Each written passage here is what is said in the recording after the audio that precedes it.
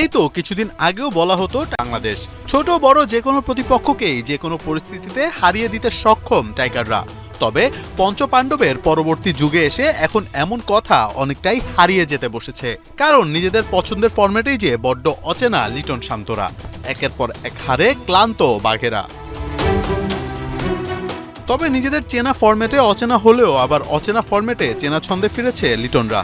টি-20 টাইগারদের খেলা নয়, বাংলাদেশের ক্রিকেটাররা বোঝেই না কিভাবে খেলতে হয় শর্টার ফরম্যাটের এই ক্রিকেট। সেই টি-20তেই কিনা বাংলাদেশ পাচ্ছে সেরা সাফল্য, যেন প্রশান্তির হাওয়া নিয়ে হাজির টি-20 ফরম্যাট।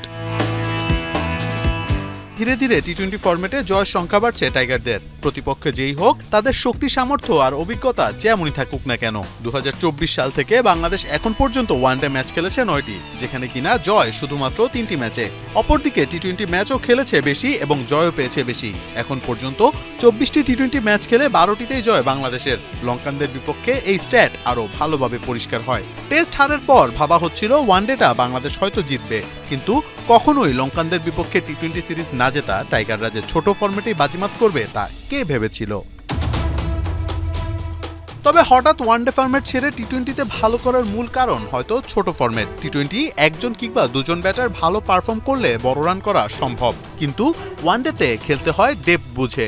ব্যাটাররা বড় ইনিংস খেলতে ব্যর্থ হবার কারণেই ওয়ানডেতে ভালো করতে পারছে না টাইগাররা।